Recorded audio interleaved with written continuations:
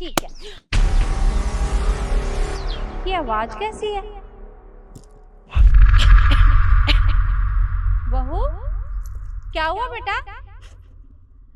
Mummy जी कुछ नहीं, बस ना मुझे मुझे चक्कर से आ रहे हैं। चक्कर आ रहे हैं? पर अभी तक तो इसकी तबीयत बिल्कुल ठीक थी, अब अचानक से क्या हो गया? कुछ समझ नहीं आ रहा। एक काम करती हूँ, जाके देखती हूँ।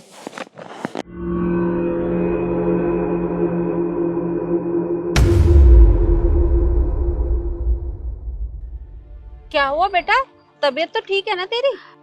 नहीं मम्मी जी, तबीयत बिल्कुल ठीक नहीं है। मुझे ना चक्कर से आ रही है और पेट में बहुत तेज दर्द हो रहा है। जब एक काम कर, यही पास में एक डॉक्टर है, तू चल मेरे साथ। जी। आंटी जी रुकिए, मुझे आपको कुछ बताना है। हाँ बोलो। आपकी बहू माँ बनने वाली नहीं है, ये सबसे झूठ बोल रही है। अरे दिमाग खराब हो गया है तेरा? कैसी बातें कर रही है, और वो भी मेरी बहू के बारे में? देखिए आंटी जी, मैं झूठ नहीं बोल रही हूँ, और भला मुझे झूठ बोल के क्या मिलेगा। मैं कसम खा के कहती हूँ, ये आप लोगों से झूठ बोल रही है। क्यों बोल रही है ये तो मैं भी नहीं जानती। देख बेटा, मैं मानती हूँ कि तुम्हारे से हमारी लड़ाई हो रखी है, लेकिन इसका मतलब ये नहीं है कि तुम मेरी बहू के ऊपर झूठा इल्जाम लगाओगी। मैं जानती हूँ आंटी कि आप मेरी बात पे यकीन क्यों ही करेंगे, क्योंकि हम लोगों के परिवार में आपस में बनती नहीं है। पर मैं सच कह रही हूँ, मैं आपको सबूत दिखा सकती हूँ। आप रुकिए। एक मिनट। मम्मी जी, ये झूठ बोल रही है। आप तो जानते हैं इनके घर वाले मुझे पसंद नहीं करते हैं। हमारे बीच कितनी लड़ाइयाँ करवाई हैं इन्होंने। ये पक्का उस चीज का ना बदला ले रही है हमसे। और आप इसकी बातों पे भरोसा क्यों कर रहे हो? ये भरोसे के काबिल नहीं है। आप मेरी सुनिए ना, मैं आपसे बोला झूठ थोड़ी ना बोलूंगी, और ये सब कोई ड्रामा थोड़ी ना है। देखिए आंटी जी, मैं झूठ नहीं बोल रही हूँ। अगर तुम इतनी ही सच्ची हो तो मुझे करने दो ना जो मैं कर रही हूँ। आप एक मिनट रुकिए, मैं आपको दिखाती हूँ सबूत। अरे क्या कर रहे, पागल वागल हो गई हो?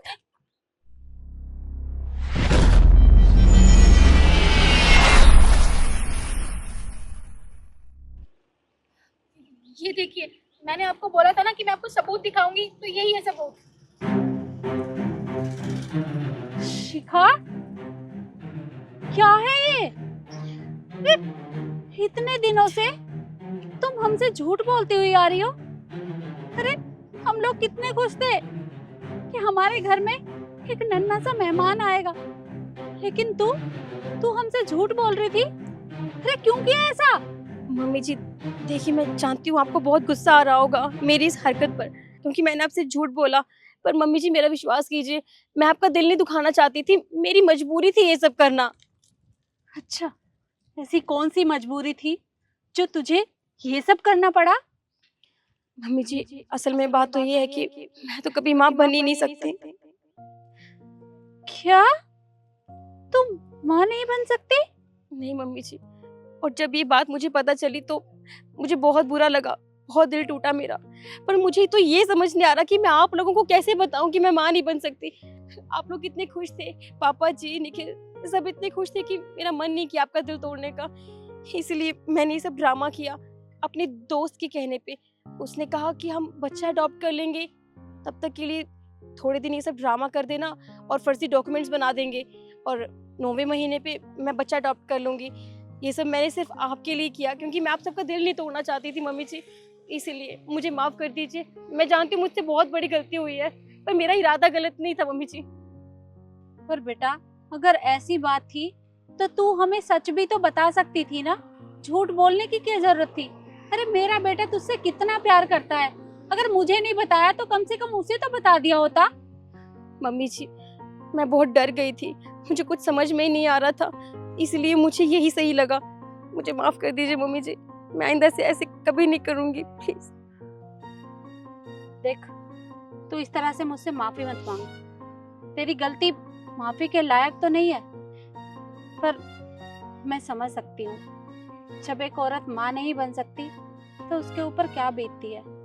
पर बेटा तू चिंता मत कर, हम एक काम करेंगे, हम आज के आज अनाथ आश्रम जाएंगे और वहां से एक बच्चा अडॉप्ट कर लेंगे। देख, उस बच्चे को माँ बाप का प्यार मिलेगा और तुझे तुझे माँ बनने का मौका मिलेगा। तू चिंता मत कर, और निखिल की भी चिंता मत कर, वो मेरा बेटा है, अगर मैं उसे समझाऊंगी तो वो मान जाएगा। मम्मी जी सच में आप बहुत अच्छी हैं, आपने मेरे बारे में इतना सोचा, आपका बहुत बहुत शुक्रिया। कोई बात नहीं बेटा, अब तू मेरी बेटी की तरह है तो क्या मैं तेरा ख्याल नहीं रख सकती? और बेटा हमें माफ कर देना, मैंने जाने अनजाने पता नहीं तुम्हें क्या कुछ सुना दिया। माफ कर दो बेटा, गलती हो गई। कोई बात नहीं आंटी जी, आप मुझसे बड़े हैं, आप मुझसे माफी मत मांगिए, कोई बात नहीं, मैं चलती हूँ। ठीक है बेटा, चल बेटा हम घर चलते हैं। जी